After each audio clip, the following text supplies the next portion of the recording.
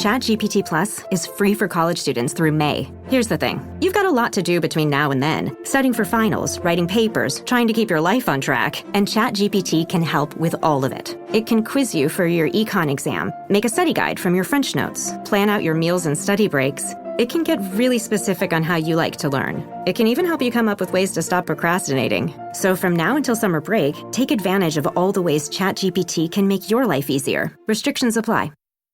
Da da da da da da da da! You sound insane. You realize that?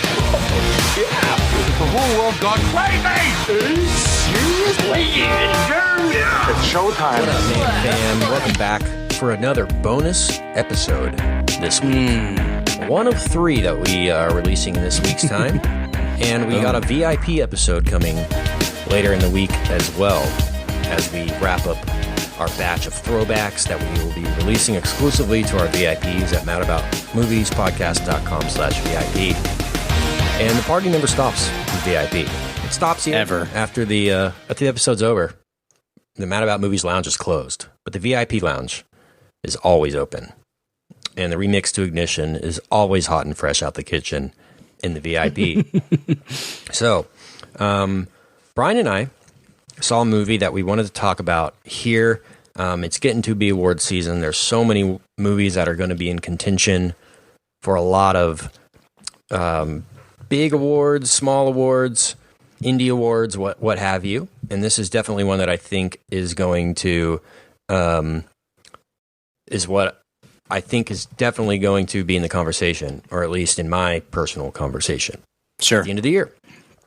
And so we felt definitely that it was necessary to give our thoughts, give a little bonus review here, and get this out in the open. Air it all out here for the Mam Fam. So we're talking The Old Man and the Gun right now, and it is it's out on wide release, I think, for the most part. It wasn't showing at my local theater, but it was at the next one to me. So I think you got to go to like a AMC 24 or one of the theaters that shows more than just 8 movies. Mm-hmm. And it's showing at most of those right now. Sure. It got over 1,000 theaters. It's not now. It's like 700, something like that. But it was over 1,000 theaters for a week. That's pretty big for a movie of this size and reputation, I think. Yeah, I think so too. I think it's living up to the expectation financially that they had set out for it, and it's certainly getting the critical buzz that they had hoped for. And I guess we can kind of start there on David Lowery and kind of what's the expectation for him as a director. Is he expected to go out and make blockbuster movies, since his first real wide release film was a Disney movie? Mm-hmm. And now he's settled down. He's making smaller budget, lower scale things, more isolated, like this and like A Ghost Story last year. And so I think from his perspective, I would see this as a big win, and will definitely turn some heads more his way to get some bigger projects going. So, what are your kind of thoughts on Lowery? I'm under the impression that he's one of the top, if not the top, like up and coming director out there. Mm-hmm. He really knows his stuff, visually, narratively, and I'm always excited for his next projects. And I was very excited for this one.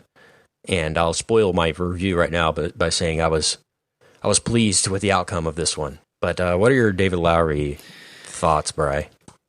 Dude, I love David Lowery. He's one of the, you mentioned kind of the up-and-coming directors. This is like, for me, he's one of the maybe 3 of just anything that he does from here on out, I'm going to be incredibly interested in and invested in.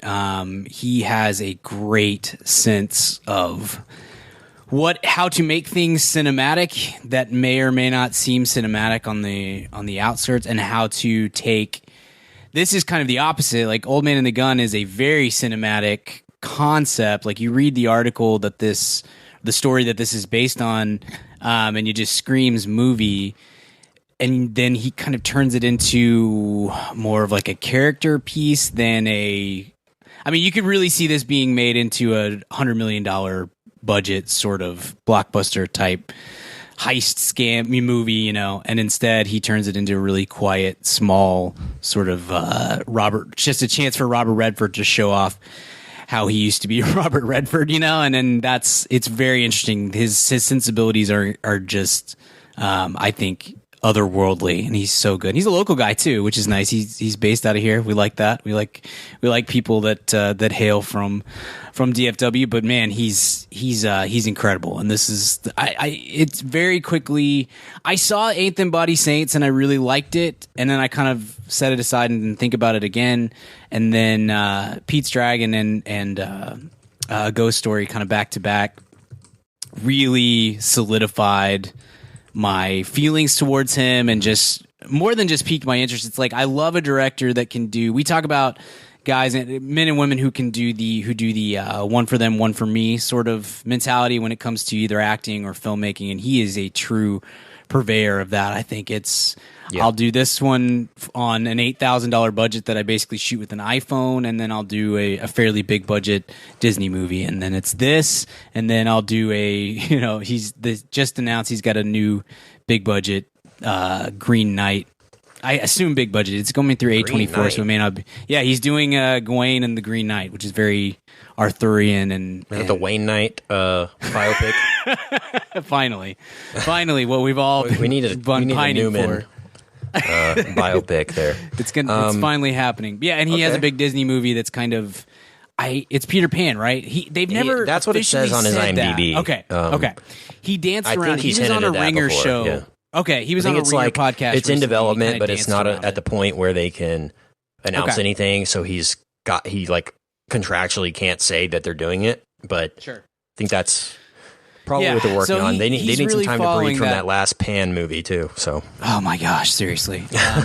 But I'm with you. I'm 100% with you. Like I love his stuff, and his voice is so fresh and unique that it is at the point where, like, a Peter Pan movie sounds freaking terrible to me because I'm so beaten by all of the Peter Pan adaptations that I know that they're not as they haven't come out as frequently as it feels like they have. Like, it just feels like we are perpetually coming off of another disappointing Peter Pan movie. And I can't really explain that, but that's how I feel. But then you say, well, but David Lowery's directing it, and I think, okay, then I'm in. I'm very interested in what's going to come of this. So anyway, he's fantastic. One of my very favorites going right now. I can't wait to see what he does moving forward. And I loved this. This movie was excellent and everything that I wanted it to be. And I think a kind of a masterclass just in small budget film directing, which is probably what he does best at this point, but gosh, he's so good at it. Yeah, he seems like he does best at the low budget, low scale, real life stories that he can write and direct himself. And he's writer and director of Pete's Dragon as well. And that was if you haven't seen that, as the listener, so good. It's worth checking out. I know it's a Disney movie, and I know Pete's Dragon isn't a lot of people's things, but it was totally worth it. And before he even did a ghost story in this, I was like, this dude is legit. And and native of Dallas, Irving High School, and you can definitely tell that he kind of speaks to the tone of this area. I don't know if any of our listeners are from here. I know a few of them are, but it just feels very Dallas, like A Ghost Story and The Old Man and the Gun, which neither of them are really set in Dallas specifically, but it just feels like he represents the culture of this area very well. A lot of the banks that they go through in this movie are Fort Worth banks. Oh, okay, so you can kind of drive, or Fort Worth buildings that they retrofit into this era of bank, which is pretty cool. Some that are pretty recognizable. There were 2 or 3. I didn't know that going in. I thought that might be the case just given what I know about him. There were 2 or 3 locations that, and again, if you live in like California or New York, this is like no big deal to you at all. But for us, it doesn't happen a whole lot that you use, especially Fort Worth as kind of the backdrop for your setting and stuff. So there was immediately 2 or 3 that I recognized, like, oh, I know where that is. That's pretty cool. He's everything I want to be in a director, honestly. yeah, he's I'm just going to shoot this in my hometown. I'm going to hang out with my freaking friends. We're going to have a blast, and it's going to be great. You know, that's my dream is to be able to do projects like that and not have to go to Hollywood. That would be amazing. So, The Old Man and the Gun, like you alluded to it, based on a true story, and it's one that I didn't know. I didn't know this story before seeing this. It could have been fiction, it could have been fact, but the line was blurred very well, I thought. And let's start off by just talking about Robert Redford was able to bring to the table in this, because there was speculation that this would be his final film. It might still be. I understand he's doing another project right now, maybe. But had this been his last movie, I think it would have been an excellent end to a great career. I think it would have been a great note for him, and it really does kind of show that he's still got it if he wants to bring it. And it's further solidified the American treasureness of one Robert Redford in my eyes. What were your thoughts on just what he brought to the table here? I have historically loved Robert Redford. That's not a hot sports opinion or anything. Well, ever since you saw Legend of Bagger Vance. Yes, exactly. That's you the were main all thing. in on Robert The Redford. main thing I think of when I think of Robert Redford. Redford and Newman and McQueen, those are my three guys of years past, and Redford obviously has continued on much longer than either of those guys. May they rest in peace. I've become very disillusioned with Robert Redford over the last few years, just because I don't know when the last time was, consistently at least. I think he's had some, little pops here and there, but more often than not, I'm just not super impressed by what he's doing on screen, and I feel like he's super mailing it in most of the time. That, like, Winter Soldier is a great example where that's a great comic book movie. That and was, a really cool role for him to play, because he kind of gets to switch into bad guy mode, which is cool. And it was so failed for me on his front, just very, very mailed in. You could have had anybody over the age of 60 walk in off the street and play that role, and it would have been fine. And it was very disappointing to me. So I'd kind of gotten to a place where I was not ever going to expect good things from him again. And then I thought he was pretty solid in Pete's Dragon, and kind of reminded me of, like, all right, he can, maybe it reminded him, I don't know, but all right, he can't. Robert Redford was one of the greatest American actors of all time, and it's still possible for him to kind of pull that. I wish that this for sure was his last role, because it is kind of quintessentially Robert Redford. It's very on point for the, I don't know what you think of when you think of Robert Redford in his heyday. It feels like a direct extension of those great roles from his earlier years, and it's like he's channeling his younger self, which is fantastic, and it's just kind of built for him. So I thought he was fantastic in this. Feels like it was written for him. Yeah, absolutely. And man, I'm super, and I think Lowery deserves some credit on that front too, of writing for him and utilizing him correctly. And I think I feel like, given the interviews that I've read and listened to with Lowery and those around, that I think that it's sort of reinvigorated him working with David Lowery, and then just the way that they worked together on set really kind of put him back in a place where he was doing good work again. And trying might have reignited his love for movies. Yeah. Wow, that was a great experience, and I think I can do a little more. He's been very hit or miss as a director, though, in his career. Like, I love Quiz Redford, Show as sure. a great film, but then remember that movie, The Conspirator? Yeah. That didn't quite work out. It's got a kind of a Clint Eastwood kind of directing career. Yeah, absolutely. Clint Eastwood's the quintessential, like, I'm just going to do a movie every year, and 1 out of every 5 will be worth something. Yeah. That movie he's doing this year, The Mule, looks pretty decent from the trailer, but who knows with him? Right. We'll see. Yeah, going Lions for Lambs, and then 3 years later, Conspirator. That's pretty tough. Coming off of Bagger Vance, which you mentioned earlier, not great on the directing front. Right. But, yeah. So let's talk about a little bit of the other people involved in this before we talk more plot and get into spoilers. I guess Casey Affleck is in the he's the muse of David Lowery. Should put him in all his movies, even though he's going through a rough time publicly, right? Just likes what he brings to the table, I guess. And I thought he was pretty solid in this, but I don't think he'll be nominated or anything like that. But I thought as a supporting role, or as kind of the main cop that's following around Robert Redford or pursuing him, I thought I was a very believable role, and I think I don't know. He might be my favorite Affleck. I don't know. This is what he does best. It's I don't think that he is built to be. I don't think he's built to be the lead in a big movie. I think he's just built to be. He does great supporting work, and he can. I think he can helm a smaller movie, which we've seen him do. He's very good at it. Obviously, like he won the freaking Oscar, so we know he can do that. This is when I like Casey Affleck the most. Is when he's in supporting work in a smaller film. I don't know. He just has indie movie just kind of like baked into his existence. It feels like, I don't know. Like he just seems at home in this sort of setting, and he's a great.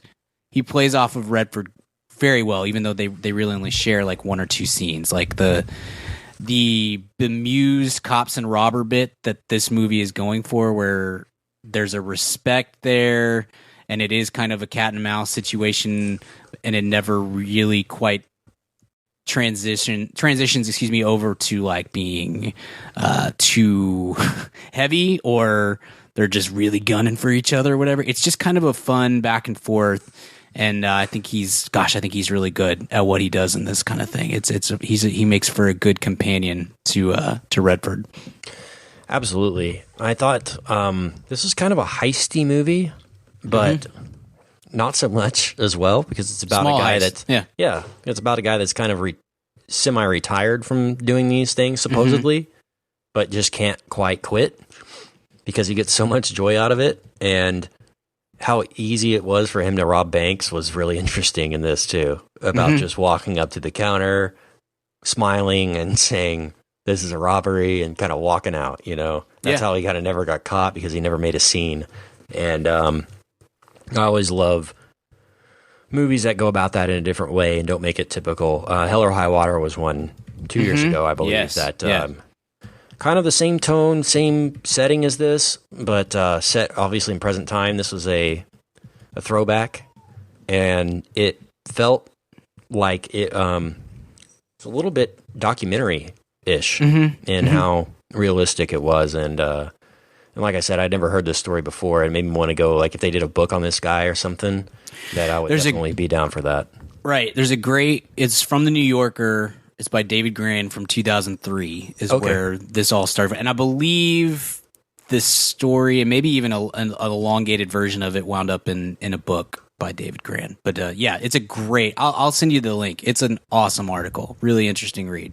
And pretty, I think pretty realistic, pretty real to what transpires in the movie. Like it's a pretty easy adaptation, I think. What was also great in this was Danny Glover and Sissy Spacek, who I haven't seen in maybe 15 years in a movie, and they were both really good. Danny Glover was great.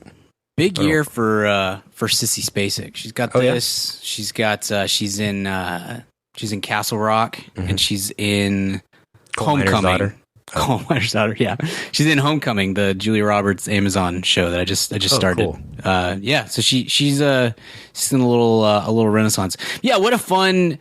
So you got Redford, you've got Affleck. That's kind of the main course. It's these two kind of slowly, quietly chasing each other over the course of 90 minutes. And then you add in Spacek and Redford's crew is Danny Glover, which is great. I always love when Danny Glover pops up. And Tom Waits. I mean, there's not much cooler than Robert Redford and Tom Waits in the same scene. That just kind of exudes coolness.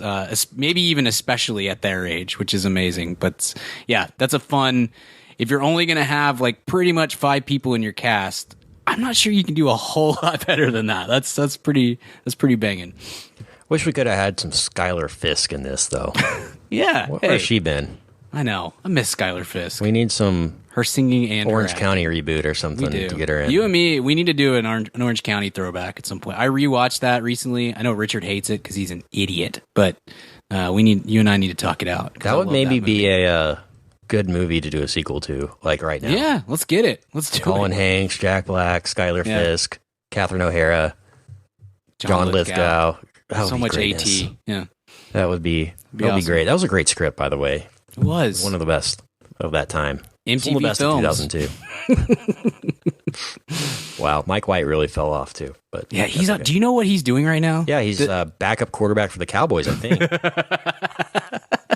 He's on Survivor right now. I had no idea because I haven't watched Survivor.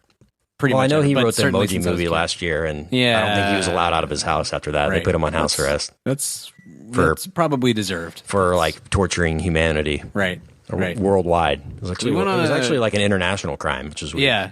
We went on a road trip recently, and my wife loaded up the iPads for my kid with like downloaded movies and stuff. Don't tell me you spent money on the Emoji Movie. No, so like on Netflix, Amazon Prime too, but Amazon Prime has terrible stuff for kids, but Netflix especially, you can, not every movie and show and stuff, but you can download stuff, so you don't have to be connected to Wi-Fi or whatever to watch it, which is great for the car, for long road trips. But she was like, she put, some shows and a couple movies. She was like, yeah, I put whatever, Trolls and Despicable Me and things like that. And she was like, I went ahead and put the Emoji Movie on there. I don't think he'd seen it yet, but I thought and I was just like, delete that right now. He's not allowed to watch that.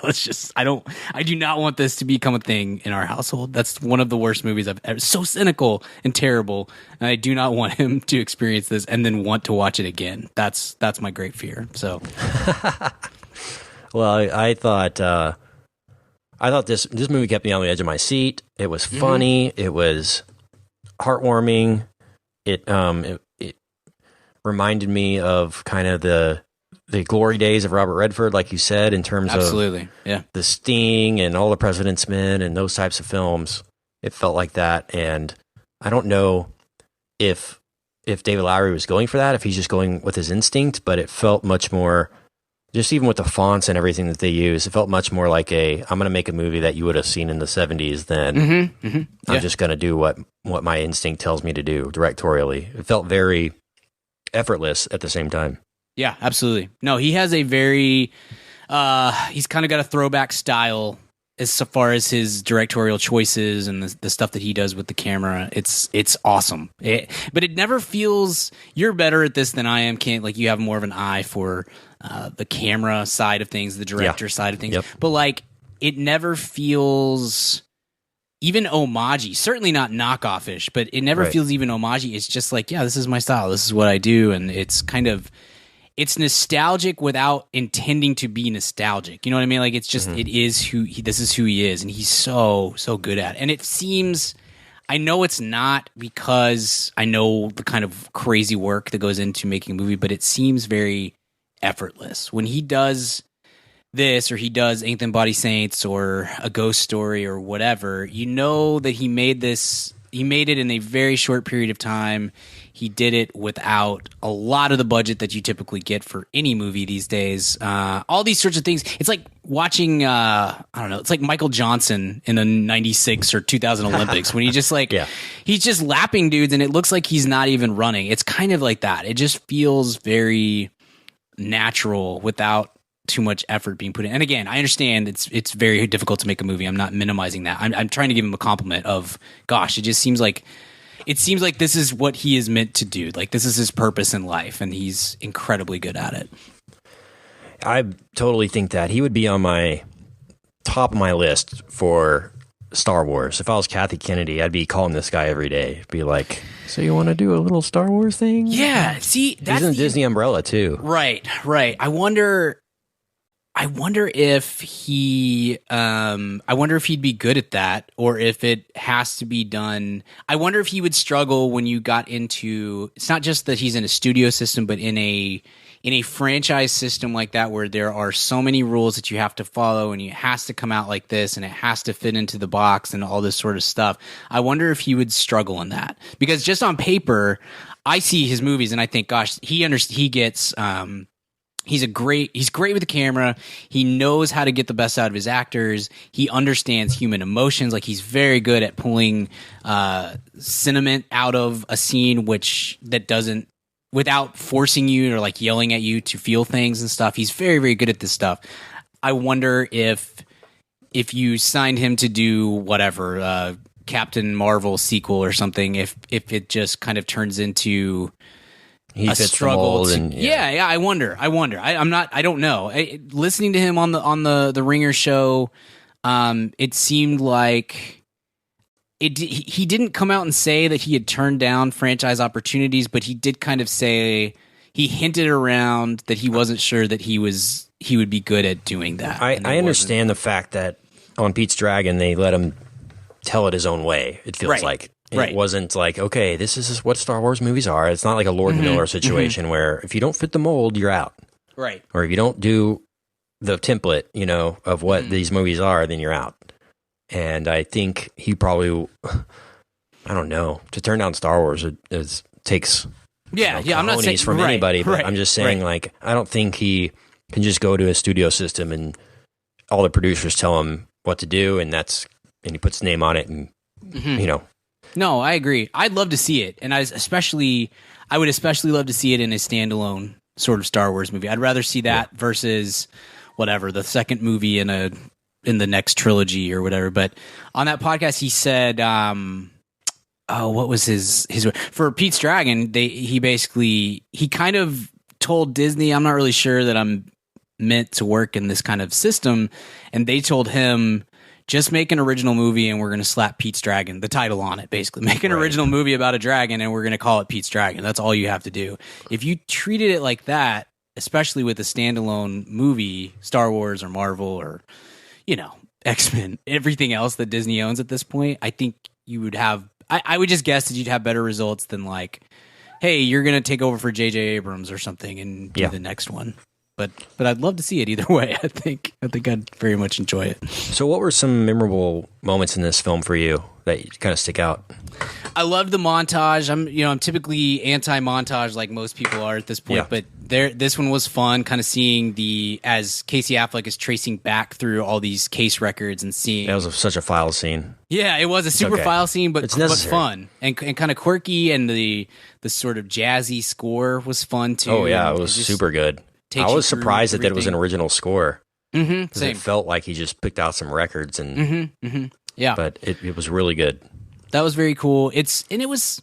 I always enjoy a cat and mouse between a cop and a robber or whatever. I guess we're so far in at this point. We're in spoiler territory. Spoilers. If you haven't seen it, we're going to spoil some stuff. Right. So I loved that ending, and it was so you could see it coming a mile off. You knew that there was no way that he was going to be happy in a life where he wasn't out running and trying to rob banks and doing his thing, and it was, I don't know, like it was usually in that kind, when you see that happen in a movie, typically you're kind of left feeling bummed out that this guy just couldn't get his life together or whatever. And in this case, it's just like, yeah, that's how he was supposed to be. His life is together. Yeah. Yeah. This is what he wanted to do. He just wanted to rob banks, Just, I thought it was very sort of touching and definitely extremely fitting. So I love the conclusion, but gosh, all the banks, the heist stuff throughout is fun. I'm always in for a heist. So what about you? What was stuff that stuck out to you as top moments? That stuff stuck out to me when the scene when Affleck's like in the same restaurant, or like basically Affleck's at the bank as this guy robs it and he doesn't know, like kind of the first reveal of Affleck finding out about this guy was he was in the bank as it's happening and he didn't even notice it, like at the counter next to him. And that kind of piqued his interest. But I loved Affleck's fascination with the robber and how he's kind of like intrigued and kind of jealous at the same time, and it got to the point where they ran into each other at a restaurant or a diner, and they have that moment like, why'd you do it? Where he kind of realizes it's him. And after all these I loved how they were trying to look for him too, and Robert Redford didn't change the way he looked ever. He's like, oh, it's this guy with a hat that comes into banks, and it's like, maybe you shouldn't go in a hat with a bank to a bank with a hat anymore. But he's like, nope, this is me. Like he kind of wanted to get caught in a way. Yeah, it felt like. But I liked the scene when Affleck sees him in the restaurant and just kind of doesn't arrest him or do anything like that, and he's just kind of, hey, yeah, it's me. I've been looking for you. He's like, okay, cool, man. All right, later. It never really. You expect this like, get up against the wall, you're dead. And it was more emotional than that. And that was something that I really liked about Hell or High Water. I think Hell or High Water hits better on some of the emotional side of it, especially the ending. But this seemed like a more fun, heisty, more of an entertainment caper than Hell or High Water. Yeah, I totally agree. Which wasn't really high on the heist elements at all. It was more about the chase. Yeah, no, I 100% agree with you. That's similar in just the paragraph of what these movies are about is very similar, but very different movies altogether, which is great. They're both awesome. That's another director who I'm very, very high on moving forward. David Mackenzie. I think he's going to be. Yeah. Those two are going to be doing great things. I don't know that he has anything. I was really hoping he would be up for. There was like very vague rumors about him with Bond for a while. That sounded awesome because he's from Scotland. So yeah, he has a TV. Oh, he did that. I forgot. My bad. He's got the Chris Pine Netflix movie, The Outlaw King, the Robert the Bruce movie that comes out in a couple weeks. I'm very excited about it. That's getting there's some very good buzz. There's some big Netflix movies. I know, dude. Roma is like a surefire Best Picture nominee. Yeah, and it's on Netflix, so that's going to be a weird. I think they're actually screening it in some theaters. So to appease the people that say it shouldn't be nominated, so they're putting it out in New York and LA and stuff like that. But they've got Ballad of Buster Scruggs next week, the Coen Brothers movie, and Outlaw King. It's pretty big. Pretty big. The hashtag dumped on Netflix is going to have to go away. These things pan out. I'm really looking forward to the Coen Brothers one. It's going to be a great, all great Friday night at home watching a new movie. Can't wait. And their movies are always kind of small scale anyway, like not really big screeny. Sure. So I think they're kind of the perfect tandem to do that. So this might be my favorite David Lowery movie of all of them so far. Gosh, and so it just further confirms that this guy is for real, and I'll watch anything he does. Incredibly charming, fun. You're right. Like it's more capery. Well, we should have asked him to be on this episode. He probably. I know. We should start sending media requests to him now that we're big time. Yeah. I don't think he has social media though. I've looked for him. I don't think he has any. Smart. Facebook, we're all better Twitter, off or anything like that. No, I think he has Twitter, but he's never tweeted or something like that. Smart. Yeah. Never tweet, kids. That's the moral of this episode. Yeah. So the only there's no budget information for this out there. So I don't know how much this movie costs. Probably $5 million. Yeah, I would say somewhere between 5 and 10, depending on what Redford made. It's made $9 million already, so that's pretty good. Yeah, I think that's going to be the real test for him as far as his involvement with studios. Maybe even more so than like the can he work in a franchise system is just like Pete's Dragon made money, but not a lot of money. Probably did a little better than break even after marketing and all that sort of stuff. And, this didn't make any money really. A Ghost Story didn't make any money. And that's not the goal of those movies to make, but at some point studios will say, he makes great stuff, but do we want to pay? Do we want to give him a ton of money, knowing that there's not a huge chance that it's all gonna, that we're just gonna be rolling in dough when it's all said and done? That may be, and that's fine. Again, I think he is fine. He seems fine just continuing to make this kind of movie, and whatever else comes along. I'm totally fine with that too. Great. Same here. That's what I mean, man. Like, he's probably just happy making this kind of movie. Yeah, I think he definitely is. Yeah, make $2 million in profit and fund your next movie with that money. Yep. That's kind of what he's been doing. That's really cool. All right, let's hit grades. I'm ready to grade this one out. I definitely would recommend this one if the listener is here still listening and hasn't seen it. It's worth checking out. It'll probably be out on demand before the Oscars and stuff like that. So it'll be a great home watch too. I want to watch it again. as soon as it comes out on demand or on digital. I can't wait. Yeah. So I'm going to grade this one out at a solid A, man. Just really enjoyed it. And it's going to be on my list probably at some point this year, but I've seen a lot of great films this year already, and I plan on seeing a lot more. So we'll see where it ends up, but highly recommended. A. Yeah, it's an A for me as well, and I also expect it'll be on my top 10 or very close come into the year. It's just, man, it's fun to see.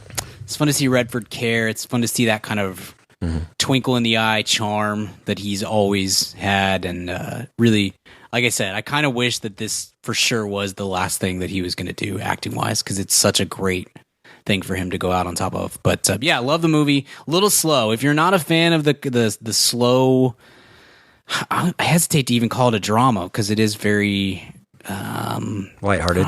Yeah, it's pretty light to be a drama. But if you're not a fan of the slow drama, I'm not sure that this is going to be quite up your alley. But I think it's worth giving a shot if you can kind of handle the slow pace. And it's only 90 minutes long, so that's a bonus as well. If you're going to be slow, be short too. So it's good stuff. So yeah, A for me as well. Awesome. Well, this has been a bonus review for you this year. This week, actually, and this year. We got another one coming. We're talking Bohemian Rhapsody this week. I know a lot of people saw that and want to hear our thoughts. We'll be sure to bring them in the most honest way possible with Richard Barton tomorrow night, actually. Yeah. From when this is posted. So, enjoy your night, enjoy the day, and we'll see you next time at the cinema. Later. Hey, baby, I hear the blues are calling, tossed salads and scrambled eggs. And maybe I seem a bit confused. Yeah, maybe, but I got you pegged.